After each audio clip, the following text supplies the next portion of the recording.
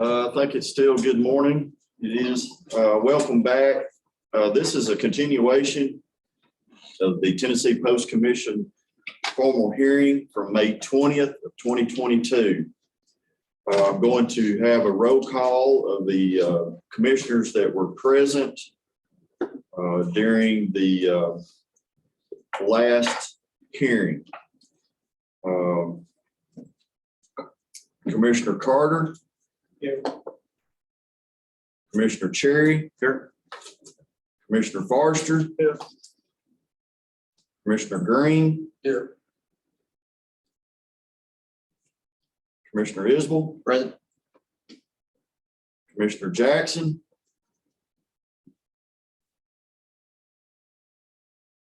Commissioner Russell. Commissioner Spangler. Here. Commissioner Wagner. Here. Commissioner Wright. Commissioner Parton here. Commissioner Faulkner. Here. Your Honor, we have all present except for 3 that were. Okay, so I'll remind the commission that Commissioner Spangler recused himself from the hearing. He's allowed to stay on an observation basis only. He cannot participate in any way. Please don't discuss this case with him. So knowing that he's not part of it, do we still have a quorum? Legal, I don't know. Yes, so we 14 current members have 8, act 8 eligible members vote. We can verify if that's a quorum of the members that were here. That's right. Yes, ma'am. So a quorum of the same commissioners who were here on May 20th, we have a quorum of the same commissioners. Perfect, thank you. Appreciate that. All right, good morning. Just to remind everyone, I'm Administrative Judge Claudia Padfield, assigned by the Tennessee Secretary of State to hear these matters on behalf of the Commissioner of the Tennessee Department of Commerce and Insurance. We have 2 cases that are continuing. The matter of William Breeding. Case number is 12.40-220-650A, as well as Brian Smith, 12-40-220-651A. And counselors, just to refresh the commissioners, would you please identify yourself for the record and also identify your clients? Daniel Morrell here for Sheriff Reed. Richard here, Gaines here for Mr. Smith. James over, Mr. Smith. Thank you. Kimberly Cooper on behalf of the firm. Thank you, Ms. Cooper. I was about to ask that as well. Perfect. So we accepted 8 documents into evidence the first time. The state had closed their proof because of the lateness of the afternoon. We continued the matter initially to the June hearing. The motion to continue was subsequently filed, had a pre-hearing conference regarding that, and I issued another order for, I issued 2 orders, the one setting it for the June date and then the one setting it, granting the motion for continuance for today's date. In addition, since the last hearing on Mr. Smith's case, petitioners, we have a motion for involuntary dismissal, which was filed on June 29th, 2022.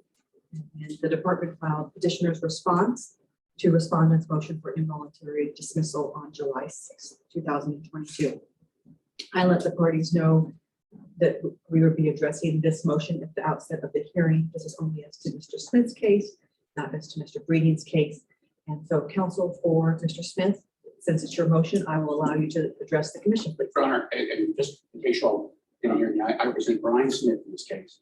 And Brian Smith is accused in the allegation by Post of violated the agreed order by acting as a law enforcement officer during the time he was suspended from June 1 to December 1.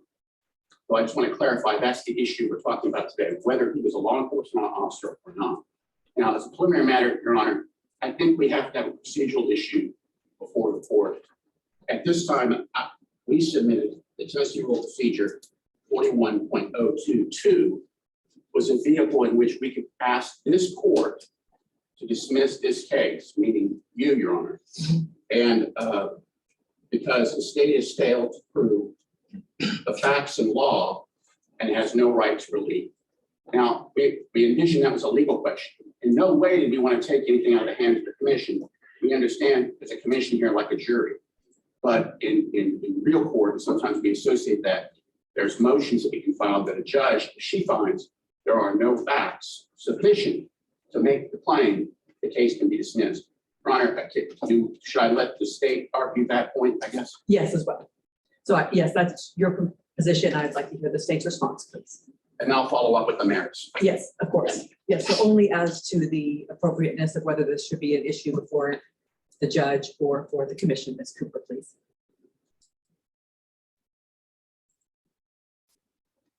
Thank you, Judge Penfield. I believe, and as directed, I've had the motion and the response loaded to the iPad so that the commissioners can follow along if they would like to. In brief, I have cited to what I believe is the controlling statute in this matter and the controlling law in this statute, or in this matter, which is TCA 4-5-301B. It clearly states that the commission is the deliberative body in this matter, that they are the trier of fact, that the to punt the issue of whether or not the facts have been established to the administrative law judge would be contrary to established case law, that the commissioner should be able to make the decision as to whether or not by preponderance of the evidence we can move forward with our case against Mr. Smith, and that ultimately that decision lies with the commissioners and not with the Anything else, Mr. Gaines, before I rule on that particular issue? No, Your Honor. So in a bench trial, one, I thank counsel for filing the appropriate motion. I do think that the motion for involuntary dismissal under Tennessee Rules of Civil Procedure 41.02 subsection 2 is the appropriate vehicle in the request for the motion, the relief sought. I do think that is an issue to be decided by the trier of fact. I am not the trier of fact in this case. I can't even take place in the discussions. And so I do think that's an issue for the commission to decide. So as to the merits of the motion for dismissal, involuntary dismissal, Mr. Gaines, if you would like to present that to the I would. witnesses. Your Honor, as a procedural matter, can I ask this question? Obviously, this rule allows us to put proof on even if we make this motion. That's exactly right. And I'll give a charge after both of your arguments and it'll include that. Okay, so am I asking for an early vote then, I guess? So you'll make a motion, well, your motion to the Right. commission, the facts why you think it needs to be granted. The Ms. Cooper will counter that, and then I'll give a charge, and then they'll have their discussion just as we would at the end of the trial. Okay, thank you very much, Your Honor. Okay, but if you all remember the last hearing on May 20th, the state put on 3 witnesses. They put on 2 of their investigators and 1 officer who no longer works for Union County. The first, I mean, sometimes you get a shocking witness like this, but the first witness, Mr. Bello, testified that, and I didn't ask the last couple of questions. I probably could ask, I wasn't sure about the answer, but he testified that he had gotten some rumors of issues going on in Union County from someone in Blaine, Tennessee. That's actually in Granger County, the county next door. And it was from the chief of police of the Blaine Police Department, Tim Wyrick. And so 3 investigators from Post go to Blaine and they meet with Chief Wyrick. And Mr. Bello testified. He testified that after they met with Mr. Wyrick, the Chief Wyrick, they then went to Brian Smith's home and pictured a patrol cruiser, a Dodge Charger, with state license plate in his driveway. Then they said they proceeded to the Union County Sheriff's Department, where they asked the sheriff and Brian Smith to come to the Union County Sheriff's Department.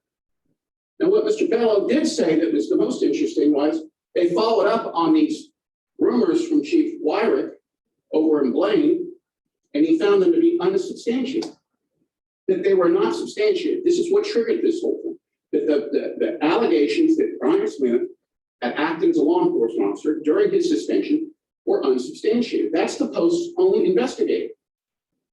A follow-up by Chairperson Sherry backed that up. He said, no, only training is at issue here, not whether Brian Smith acted as a law enforcement officer. That's not all. Cap Cooper, if I can say her name, Catherine Cooper, investigator, was also there.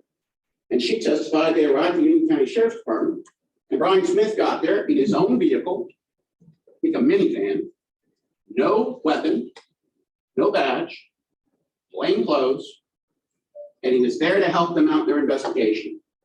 what's the most interesting thing, I think, and consider this, because there's a lot of law enforcement in this room, and I'm a lawyer, but consider this. No one took a moment to interview Brian Smith about the charger and about the allegations from Tim Wyrick. Tim Wyrick, by the way, happens to be running for Union County Sheriff in Union County this year. Not a few weeks away. I wonder why he might have made some of those allegations. The bottom line is that no one interviewed Brian Smith. He never was interviewed about his actions during his suspension. And he appeared exactly like he should have appeared in non-law enforcement garb, non-law enforcement activity. He was supposed to be an administrator. Now, there's some proof that he got paid during this time, but the proof also reflects that he was in an administrative job. If you recall, he's only suspended from post certification. That is, he cannot act like a law enforcement officer. And that is in the comp regs, rules and regs, 1110-01-011, and the state agrees, the Post Commission agrees. A law enforcement officer is someone who's sworn, whose primary responsibility is the prevention and detection of crime and the apprehension of offenders. And that's footnote 2 in the motion we filed as defunct. There's no evidence at all, that he acted in a law enforcement capacity during this time with those 2 witnesses, the investigators from Post. And there's no interview and no follow-up with Chief Smith. Nothing. So they also put on an officer who now works for the Plainsview Police Department, who is at Union County, who said in a roundabout way, they were faced with a situation where there was a juvenile who couldn't open a door in a house, and they wanted to know if they could kick the door in. And what they did was they called Brian Smith. This was during his suspension. They called Brian Smith to ask him what they should do.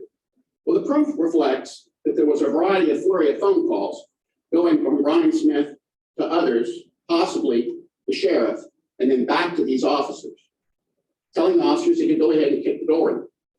An interesting side note, the door was the wrong door, and they had to pay for the door, the house. But they saved the guy that was in the other house. In any event, that's all. Now, there's some allegation in a motion filed by Post that there's proof that Brian Smith was on patrol. I can't speak on what's outside the record right now. We have a lot of proof to put on. There was a Dodge Charger in his driveway. I would like to think that if you had a suspect that had a Dodge Charger in his driveway and you thought he might be acting like a law enforcement officer, you might ask them what it was doing, but they never did. There's some indication there was later contact between this officer, Rogan, I think, and Mr. Smith. But that was in May of this year, when this hearing was already set, and he contacted him, and the officer asked him, am I in trouble? And he said, no, you're not in trouble. Just do it. If you're subpoenaed, just testify. That's it. He was on patrol then because his suspension was over on December 1. So I guess without any proof today, and I can tell you right now, we have plenty. We've got nothing that shows that Brian Smith was acting like law enforcement. Nothing. If he was a conduit for a decision made to kick a door in, I would argue that may not be law enforcement anyway. He's not on the scene. He made no arrests. He's not carrying a firearm. He's not been dispatched anywhere. Where is the proof he acted like a law enforcement? There's none. And that's what was required to find him in violation of the agreed order. I submit to this body that he was never acting like a law enforcement officer, and there's no proof that he was. And because, as a matter of fact and law, taking the definition, taking the lack of facts, his case should be dismissed. Thank you. Thank you, Mr. Gaines. Ms. Cooper?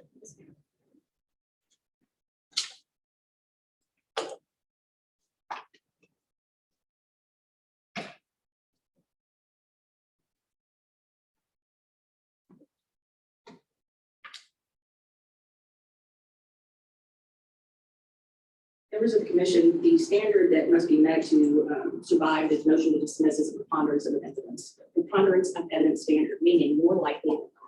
What you heard from the witnesses back in May is that Chief Deputy Smith was suspended in name only, it sounds like. They continue to operate as normal, business as usual. The reason that we know that is because of the testimony of the officer that was still working there during Chief Deputy Smith's supposed suspension, who testified to you under oath. As far as he knew, nothing changed.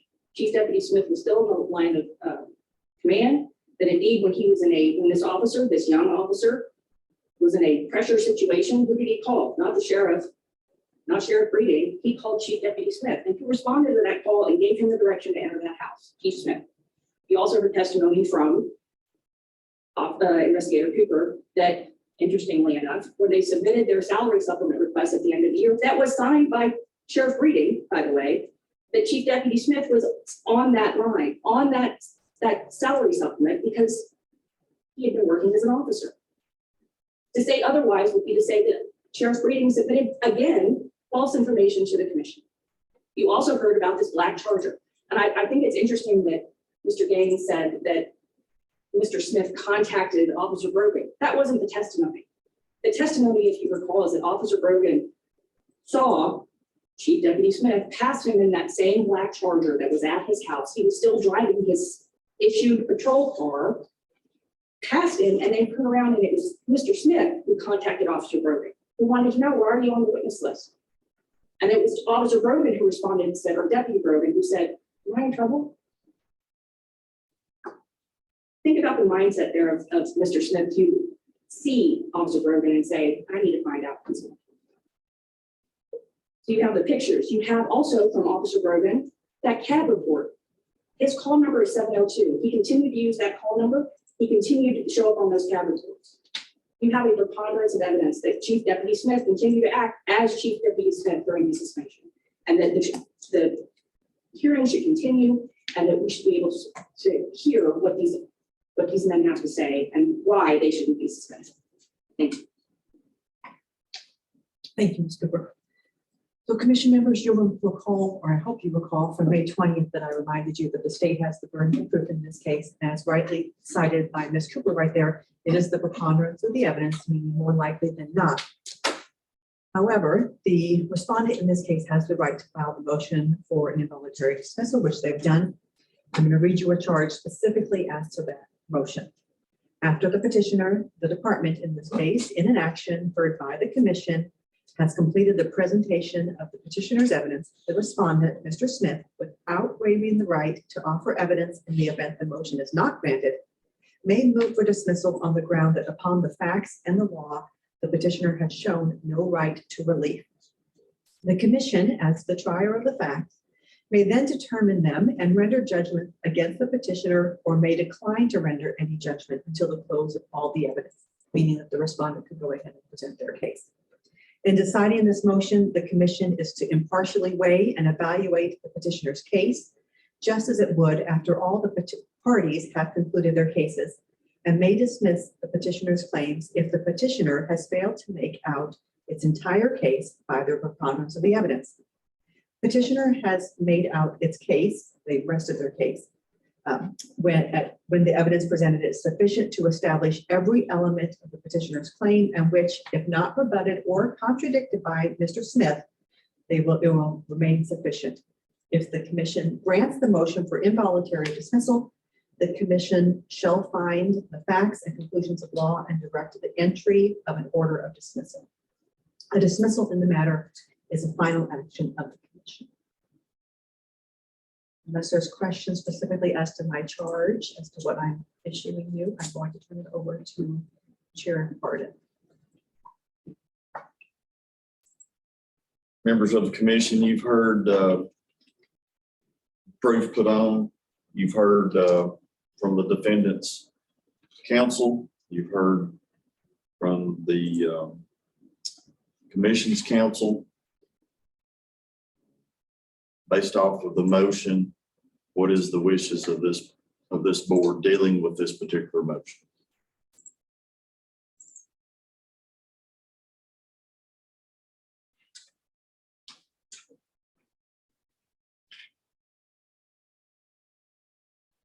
Can I ask a question here for consideration of the board? One of the things is, and I'm assuming this is something of a deliberation we can talk about this at this point, trying to hammer this out. This has been on my mind over the past couple months since we had the first hearing.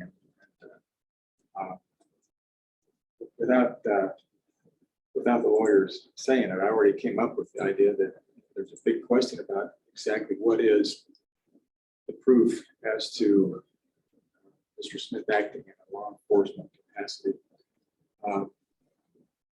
The charger at the house by itself, to me, doesn't establish anything as to his actions in a law enforcement capacity. I don't know what all the details are about when somebody can and can't drive a company vehicle. But having the charger in the driveway by itself, again, I don't see that as establishing by preponderance of the evidence, 51% of proof that he was acting in a law enforcement capacity. So at least in my mind, it comes down to the phone traffic when the child was in the house and needed help, and decide whether to knock the door down, go in or not. You all have experience actually in law enforcement. You understand better than I do the function of a police chief, a deputy chief, and police officer, and what everyone does. But in my mind, at least, there are administrative functions and there are actual law enforcement functions. And as I look at this, I wonder exactly where the line is between the two. As a lawyer, over the years, in a past life, I had frequent contact with police officers, military police officers specifically, about what they should do in a particular situation, how they might act on a search warrant, whether they had to have a search warrant, whether there were exigent circumstances to go into a house, matters like that. And giving advice, was I acting in a law enforcement capacity? I certainly wasn't a law enforcement officer. I think I could act in such a capacity, giving advice and direction and counsel. Now, with the department as a lawyer without being a certified officer. So am I acting in an administrative function or a law enforcement function? At what point does the chief of police or the assistant chief or the deputy chief, where is that line drawn? They don't have to have a gun to give advice, counsel, guidance to the officers, but where is that line drawn? What becomes administrative and what is actually a law enforcement function? Perhaps you all can shed more light on that, because I think that's kind of a critical question as we consider this this motion to dismiss. This is something like, I think in criminal court, we would have a motion for judgment of acquittal from the judge after the presentation of the state's case. There's not proof offered that could reasonably establish a guilt. Judge could dismiss it. Here, it falls to us to kind of hammer this out. So I hope you understand my question and my concern in this case. Perhaps you can shed some light on this as we move forward. Commissioner Forster, there are two potential issues I see.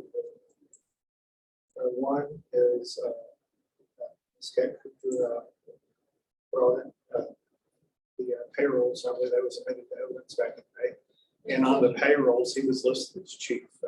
Memory serves as right below the sheriff. Commissioner Forrester, Yes, are you able to put on your speaker, please, and Oh, sorry. or speak speak up? That would be Sorry. ideal. Thank I you. apologize. That is- I thought I couldn't get it to work earlier. Okay, that's better. Thank you so much. All right.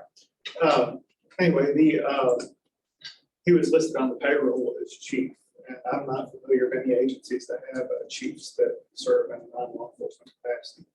And two is the perception by the officer that he was still acting in this capacity. Because if memory serves, the officer said that there was no notification that he was suspended or serving in a non-law enforcement capacity. And correct me if I'm wrong, but it's been 2 months since we had that part of it.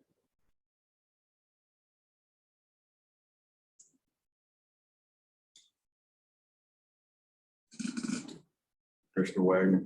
Get it on. Well, maybe I can talk about it. The issue, I say issue, two law enforcement functions, certification, given two power. arrest and power take service.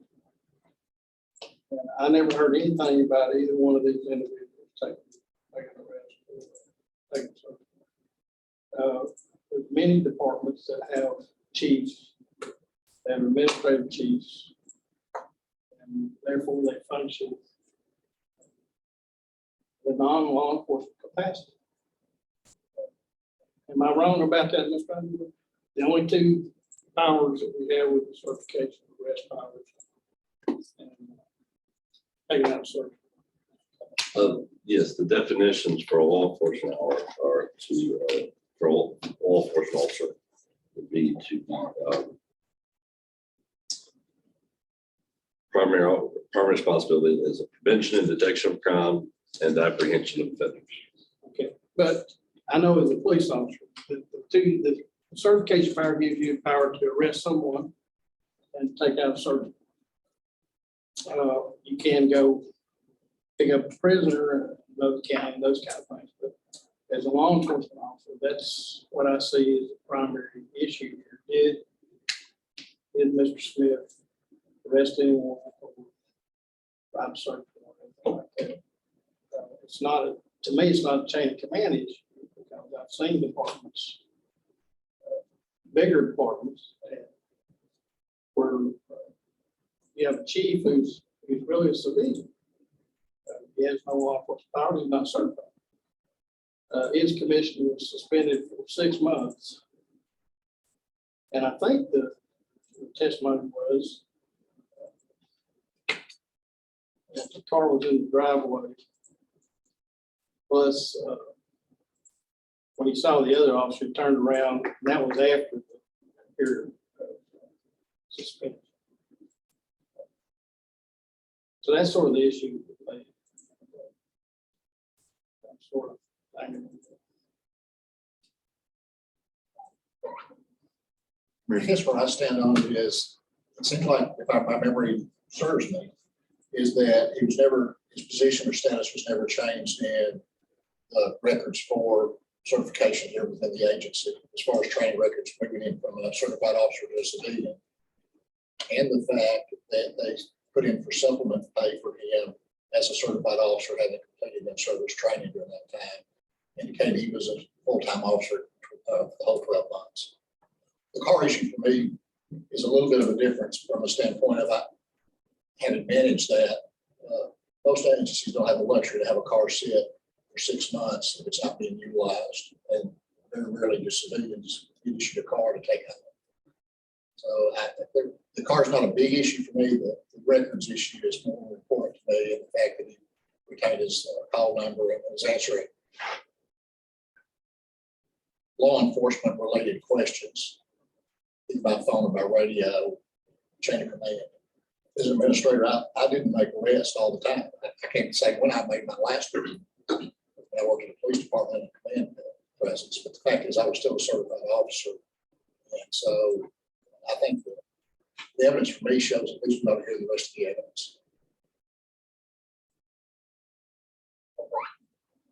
Well, I guess when we're talking about the payroll records, those are administrative matters. I don't know who did the payroll for you in the county. It certainly wasn't proper to be asking for supplemental pay if you're not acting as a police officer for 6 months. But I don't see an act where Mr. Smith actually did anything other than give advice. And as Mr. Cherry said, a lot of people give advice. I mean, we call crisis hotline, we call the crisis prevention people, we call a lot of people give advice. I don't see that as acting along with capacity. As far as him being on the call list, 702 or whatever, I look at that as, to me, that's still not acting as a police officer. I guess because there wasn't a change in status Right. within With the the official payroll. records here, And it should be. showing that he had gone from a sworn And that would position to a probably be, civilian position for 6 months, indicates that he was still acting in that capacity. And that would probably be the proper thing within an agency like that I'd work for, maybe. Fred Green. I'm not sure in a small community, in a small department, that would need to come about. I mean, I still don't see where he actually acted as a police officer. But that's just my.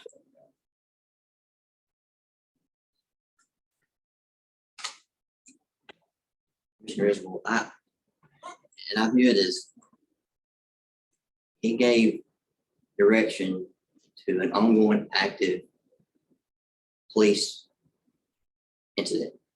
And I don't know how you take your hat off from, I'm just acting administratively. And again, to me, the difference is it was ongoing active police incident, and he gave direction.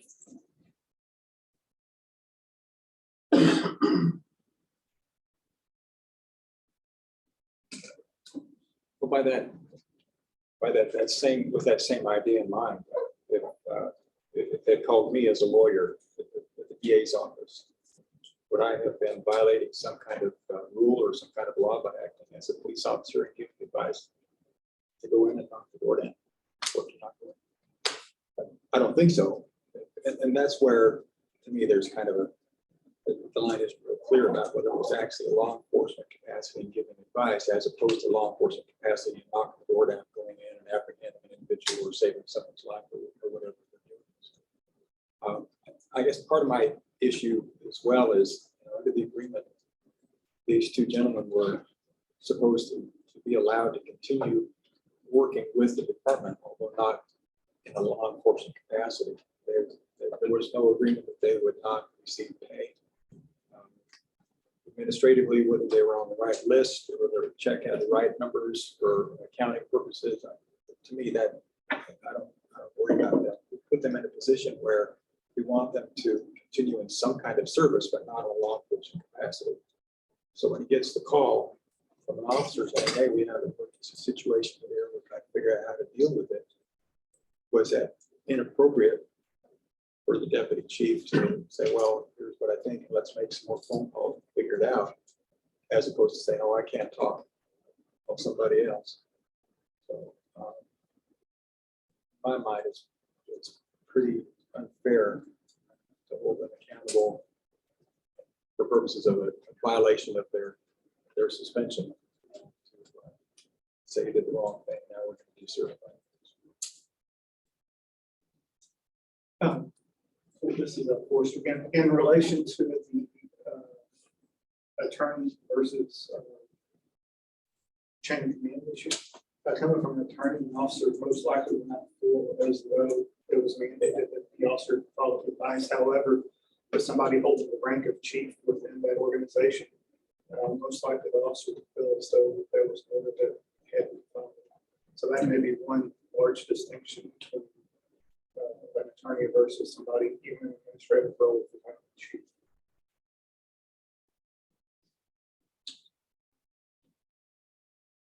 We need a motion to move forward. Yes, I make the motion to move forward. Second. have a motion and a second to move forward with the hearing. Is there any discussion on the motion? As I understand it, then we're moving to deny the motion to dismiss and just go forward. That's my understanding, is to go forward and finish hearing proof. Is that your second? Yes. Any discussion on this, any further discussion on this motion that's on the floor? Hearing none, we'll call for roll call vote, please. Can you do that, Mr. Secretary? Yes, do you have the, This will be the check marks, not the X's. Commissioner Carter. Commissioner Cherry. Aye. Commissioner Forrester. Aye. Commissioner Green. Aye. Commissioner Isbell. Aye.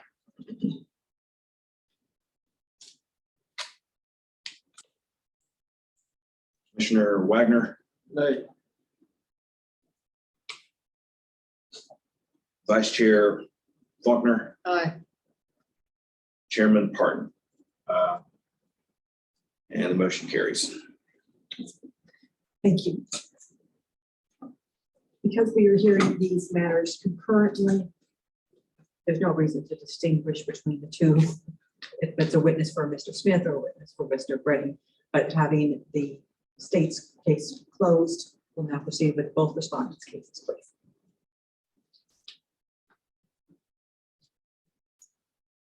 Commissioners, would you please call Chris Carter? Online.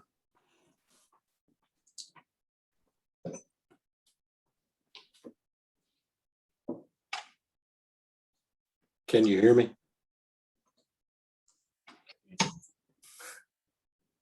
Mr. Carter, could you say your name for the record?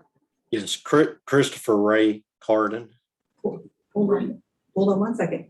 Are you able to participate by video? I am. Okay, It's behind. it's behind me. There it is. Okay, perfect, yes. Do you solemnly, raise your right hand, do you solemnly swear or affirm the testimony you're about to give will be the truth, the whole truth, and nothing but the truth, so help you? I do. Thank you. You may proceed, counsel. Thank you. State your name for the record, please. Christopher Ray Carden. Where are you employed, Mr. Carter? Currently, I'm employed with Sedgwick Claims Management Service. And prior to taking that employment, where did you work? Prior to that, I was with Crawford and Company, and prior to that, I was with the Union County Sheriff's Office. How long were you with the Union County Sheriff's Office? I resigned August 15th of last year, and I was there, I believe it was around September 1st, 7 years prior, 2014. What was the reason why you left the Union County Sheriff's Office? Retired with just less than 20 years of law enforcement and went into a different field. Were you employed with the Union County Sheriff's Office when this order that we've been discussing went into effect? Yes, I was a criminal investigator. And after this order into effect, did you take another position? I was requested by Sheriff Breeding and asked if I would take the general departmental instructor position since Chief Smith had stepped down at the and at the request of Post. And I accepted it. When did you become the GDI? I don't remember the exact date. It was at the time when the order come from Post. And what did you understand that order to require you to do as GDI? The Post order, I went over it with Sheriff Breeding. The Post directed the department to change the way the development and education was performed to where it was to update it to better standards and to also speak to other agencies and make sure that we were doing it correctly. And did you meet with Sheriff Breeding about these matters? Yes, I did. So formulate a plan for how to get this done. Yes, we did. What actions did you take to be in compliance with that order? The first step, I requested Sheriff Breeding's permission to look for another form of online training and get away from the V Academy that had been in place for several years due to the abuse that had occurred. I reached out to, with his permission, to Clinton Police Department and Granger County Sheriff's Department, spoke with their GDIs. After speaking with Clinton and receiving their Police One recommendation that they use as an online form, we looked into it and went ahead and, after reviewing and speaking to them and making sure the setup and to make sure that nothing else happened and occurred like had been previously, made that change immediately. Even though V Academy was still online, we deactivated access to the officers and implemented that training. And went to Granger County, met with their general department instructor, Leon Spoon. Met with him on 2 different occasions at Granger County, and he actually came to Union County and met with me to go over the file system to make sure I was doing everything appropriately. And we had also had discussions on getting in-person training between both Granger County and Union County, trying to get it started. But with COVID and restrictions, different things of that nature, we were unable to get that done before I left. And when did you leave the department exactly? August 15th of 2021 was my last day on pay. Recall when this order went into effect? I don't know the exact date, no. How long do you think you had been, I guess, how long do you think you've been a training officer before you left? It was around, kind of a guess, around September of 2000. It might have even been a little bit before that, of 2019. Sent an application into Post. Post responded with sending me a certificate of being approved as the general departmental instructor.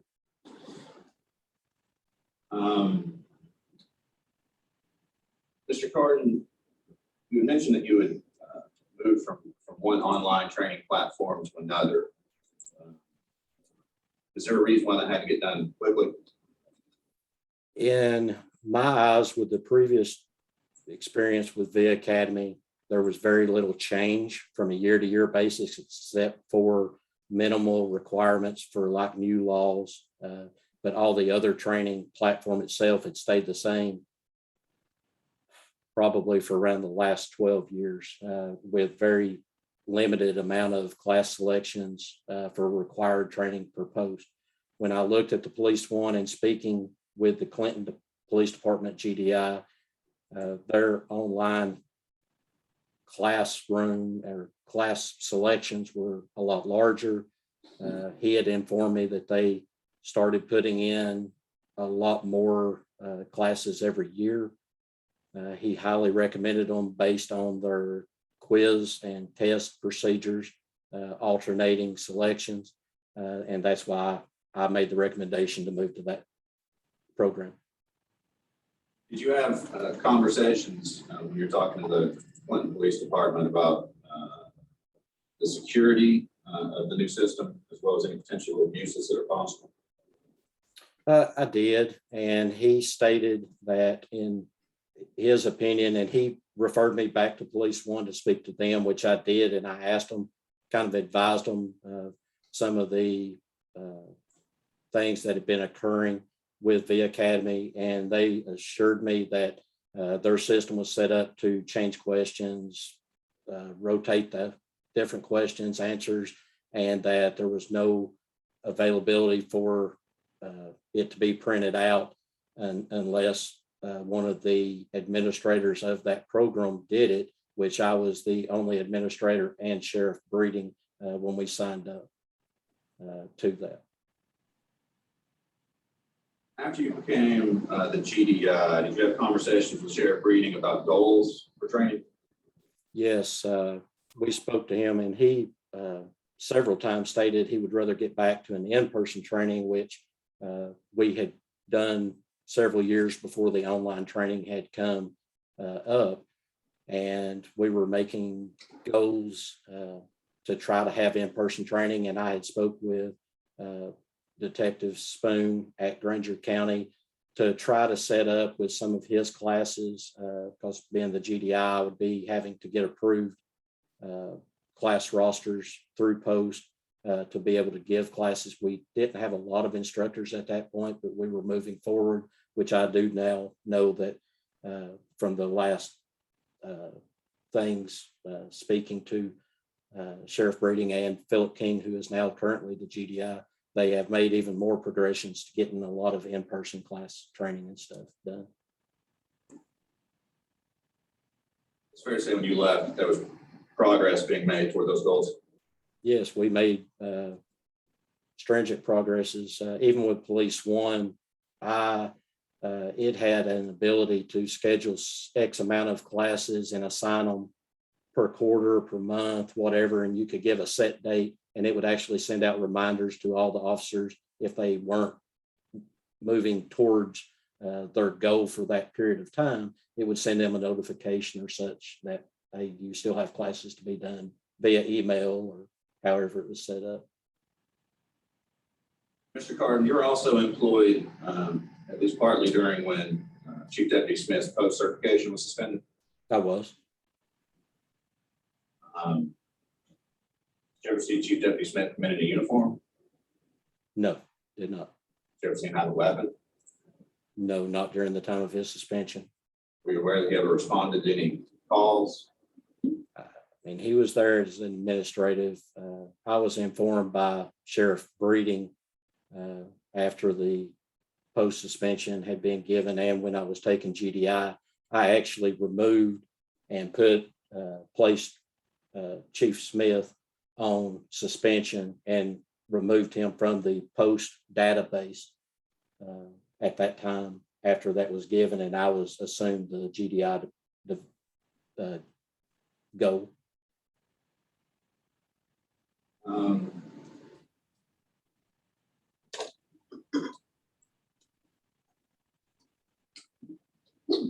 During Chief Deputy Smith's post suspension, was he in the chain of command? He was still Chief Smith. The way that Sheriff Breeding had advised me that he would not have supervisory over patrol or anything of that nature, that he was going to be an administrative position. He was still going to be working. He was going to be working with payroll with the secretary. Other than that, that's all I know. While you were in the Union County Sheriff's Office, while Chief Deputy Smith was there, is that the job duties you saw him performing? It was. I mean, I saw him there in and out and going to lunch and coming back and stuff. Absolutely, John. Thank you, Mr. Morrell. Ms. Cooper, cross-examination.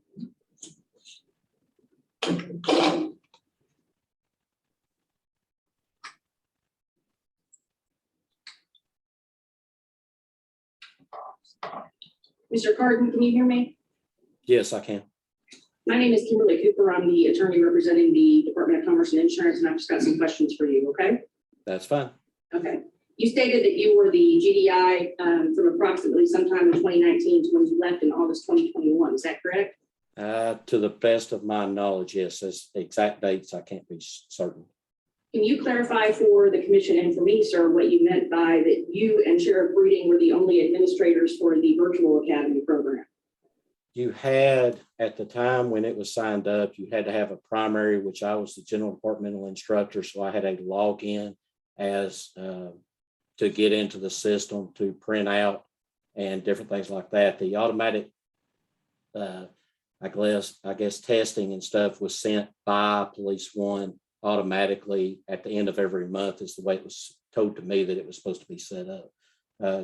Sheriff Breeding, when we got signed up, you had to have two people, like in case I was out, there had to be another person with access if something had to be done or access to the program. And I had given that to him. Whether he had ever accessed it or not, I have no idea.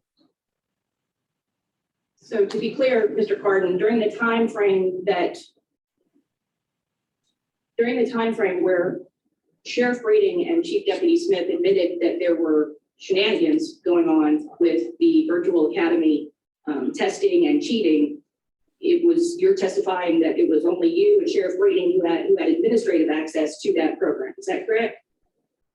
Can you repeat the question, please?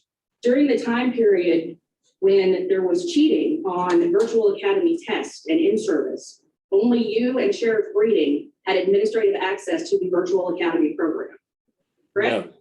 No, that is not what I said. I said with Police One, when we had changed after I took the general departmental instruction, before the post commission had given their order, I was not the general departmental instructor. At that time, Chief Smith was in that role, to my knowledge. Okay, and so would it have been Chief Smith and Sheriff Breeding who had access to the virtual academy? At that time, I don't know if Sheriff Breeding was on virtual academy or not. It was Police One is when I put his name on it. Okay. And you testified that when you became the general departmental instructor was when? It was right after the post order was issued and Chief Smith stepped down from GDI. So in June of 2021, you become GDI, and it's your testimony that you sat down with Sheriff Breeding and went over this order, correct? Yes, I did sit with him and we read over the order. Did you read every page, sir? I read over the order. I can't be specific on every page. Did Sheriff Breeding give you a copy of the order so that you could keep it with you as you move forward to do this revamp of the training system? No, I did. I do not have a copy of it, or did I obtain a copy of it to my knowledge? After that one meeting, does Sheriff Breeding ever come back to you during your tenure as the GDI and say, I want to make sure now that you're complying with this paragraph and this paragraph? Several times we had conversations and I would update him, if not weekly, bi-weekly, on meetings with other departments and what I was doing to improve.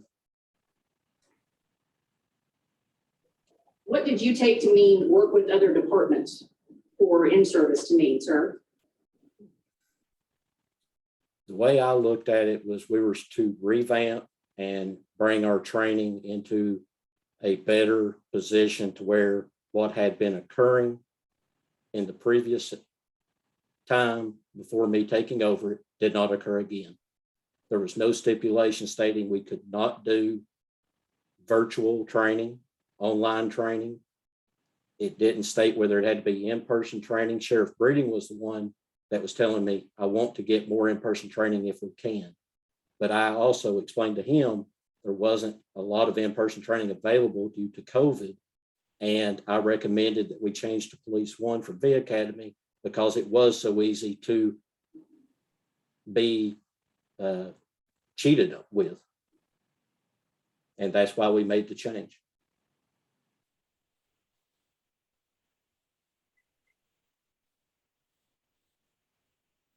You testified that you took it to mean that you could still do online training. Did Sheriff Breeding say this means we can still do online training? No, when we read through it, there was no specific orders that we could not do online training. I even spoke with, is it Bellows? What's his first name? Mr. Bello. Mr. Bellows at Post. I even contacted them and to verify and make sure that Police One was qualified and certified, and that Post would recognize any training used by them, which with Clinton Police Department already doing it. I knew the answer, but I wanted to make sure that that was good. And he told me at one point that it was before we made the change, because Sheriff Breeding said, make sure that that's an approved training format, which I did. Did you explain to Mr. Bello that you were calling on behalf of Union County, which was currently under an agreed order regarding cheating on online training? I explained to him where I was calling from. I didn't go into all that because I figured the Post knew what was going on.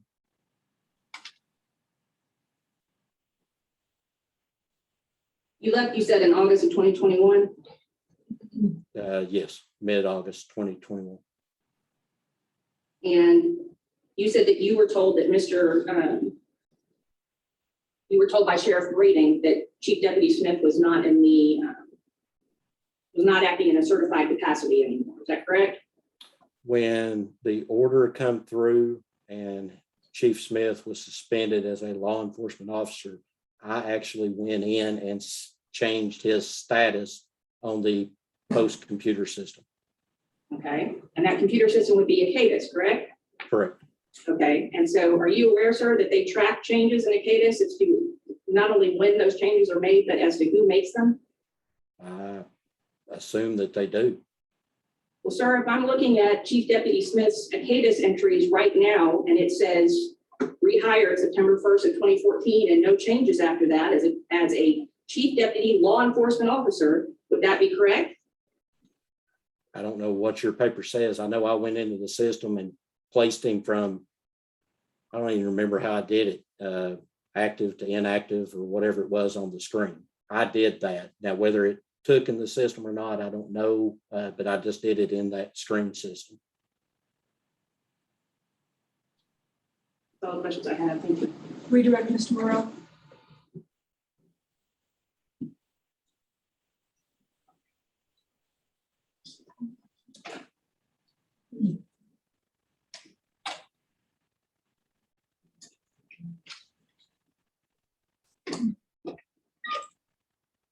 Just quickly, Mr. Carden, I just want to get all the dates just right. I think at one point you said that you had been working there in 2019. So what, as GDI, so just to be clear, kind of give us, I know you can't do exact dates, but kind of a better kind of month and year when you were GDI there, when you finished Sheriff's Office. To the best of my memory, it was around July, August of 19 is when I received my certificate. I can't be exactly. I had sent the request in and signed it and put in all the requirements sent to post, and then I received my certificate, and I was GDI until I resigned. And I worked with Philip King, showing him the police one, everything, and provided him with the keys because he had been selected to take that over the GDI part at that time, prior to me leaving in August. You became the training officer after Chief Deputy Smith was on suspension, correct? After the order from post, he resigned and I became the training officer due to him stopping being the training officer. I guess just quickly, we were talking at least a little bit about Chief Deputy Smith's duties as an administrator. You said that, of course, you've been told that. Was it common knowledge in the department that's what happened, Chief Deputy Smith? Yeah, it's common knowledge everywhere. It's in every newspaper or every TV. Yes. As far as you know, everybody was aware that you've been post-certification suspended. As far as I know, yes. Thank you, Mr. Morrell. Any recross? Ms. Cooper. All right, I'll turn it over to the commission for any questions for this witness. Thank you. Members of the commission, any questions for this witness before he is released? Commissioner Green. Commissioner Green, you're recognized. Mr. Carden, Yes, sir. did Chief Deputy Smith help you transition into the GDI role?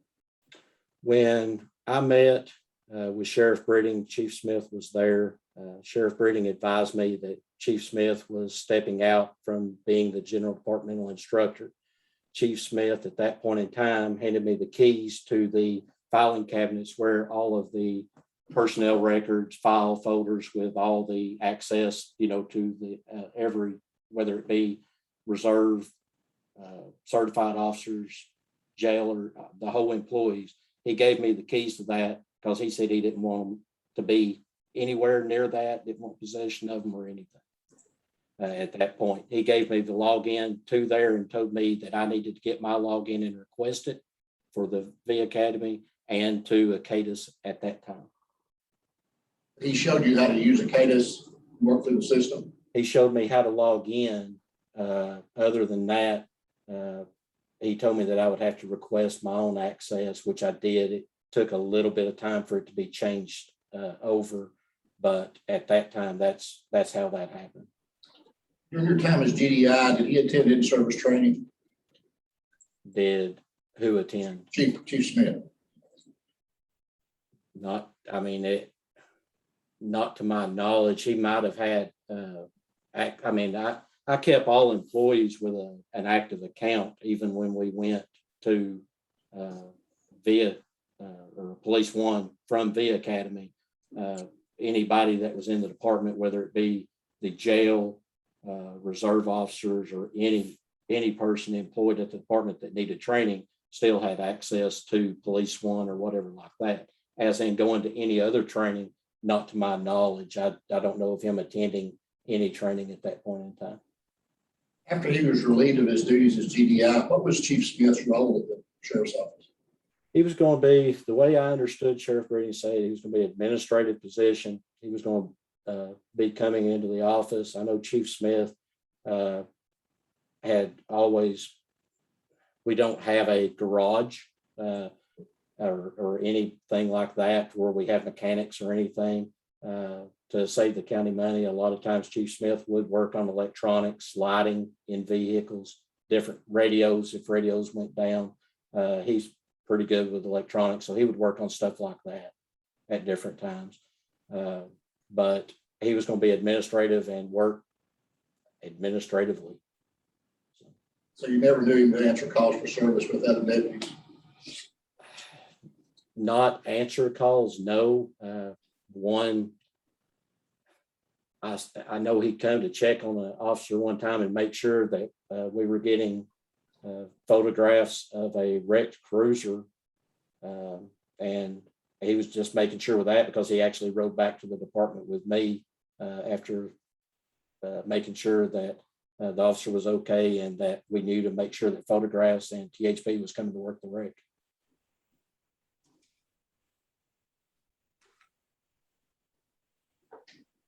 Commissioner Forrester.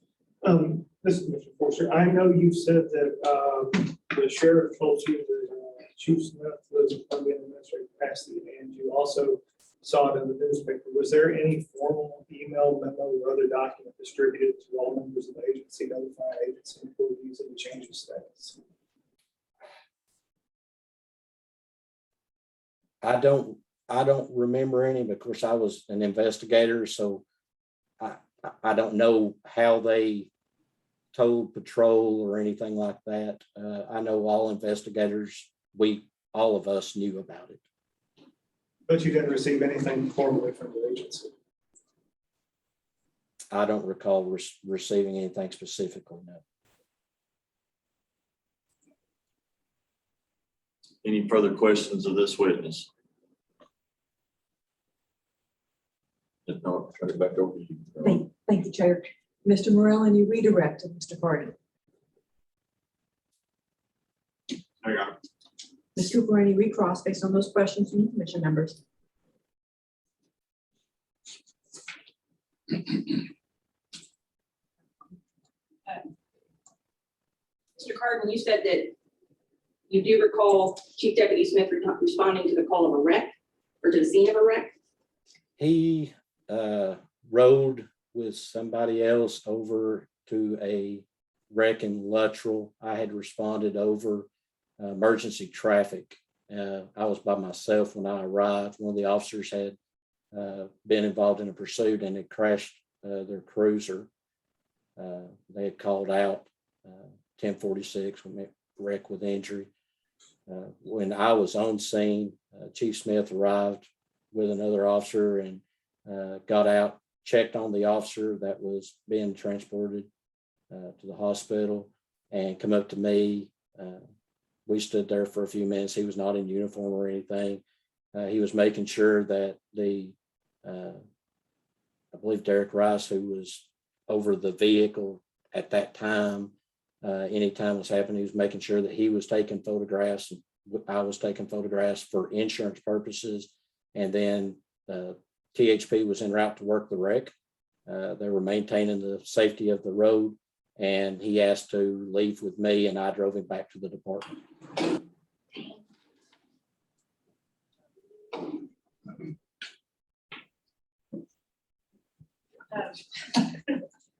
Mr. Carden, do you remember the date of that wreck and when he responded?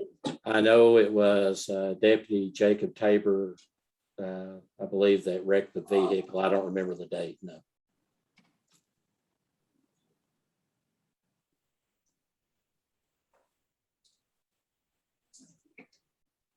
I'm looking at something. Can you just give me just a second? Okay.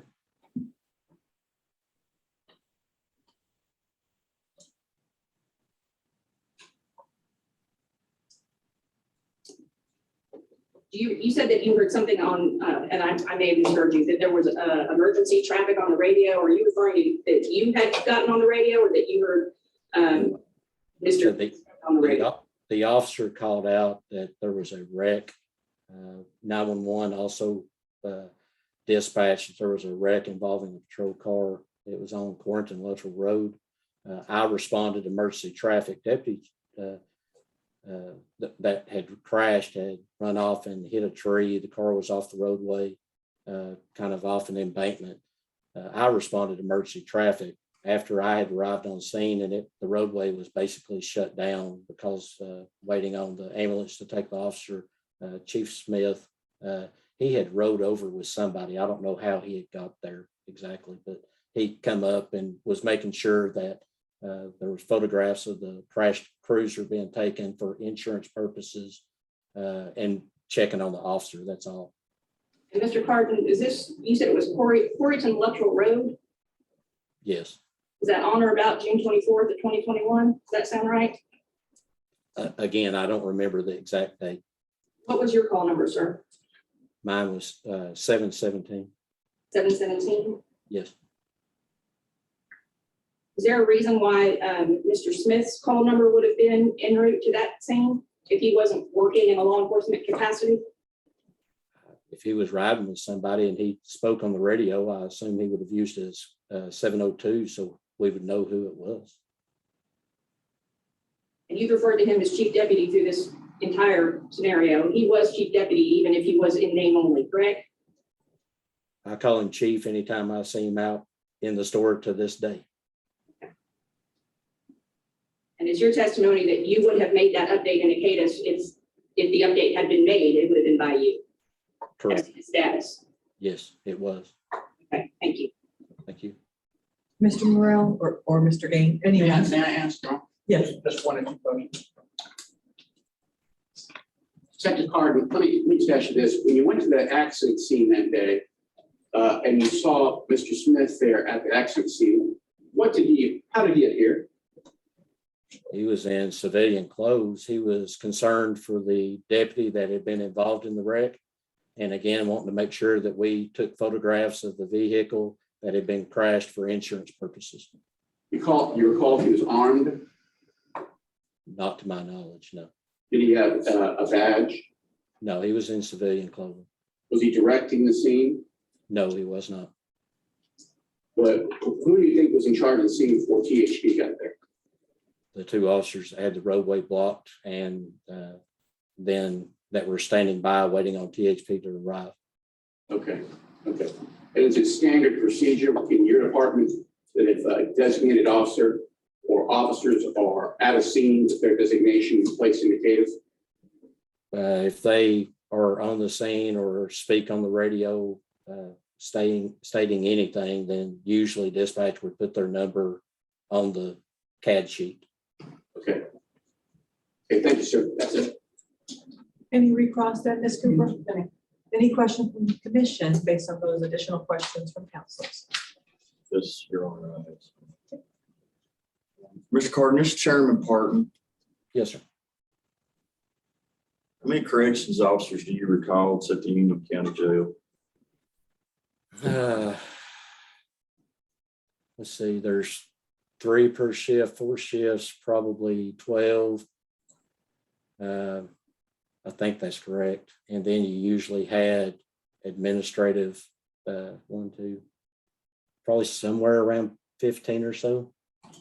They carry commission cards. Some, to the best of my knowledge, some did, some didn't. Most of them do because they transport inmates and stuff. They get issued badges. Most of the time, an officer that's gone through the proper training, gone and qualified with their weapon and carry a badge, yes, they would have a badge. They have shirts or uniforms. They do have uniforms that were ordered and issued by approved by the department for them to wear, yes. Do they,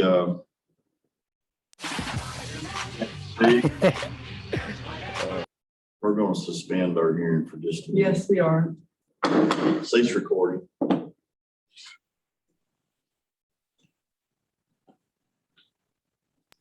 What's good? I believe it'd be a good time to take a break. We need to Okay. have a sidebar immediately. Yes, that'd be great. We'll take a recess. Did the witness? Well, why the fuck would you post it on Facebook if you don't want people to see it? Sir, Suspend recording immediately. Shut it Like, off. that seems pretty fucking Pull the stupid. plug. Order in this room. Pull the plug. Pull the cord out of the computer. Pull the plug out of the computer. Pull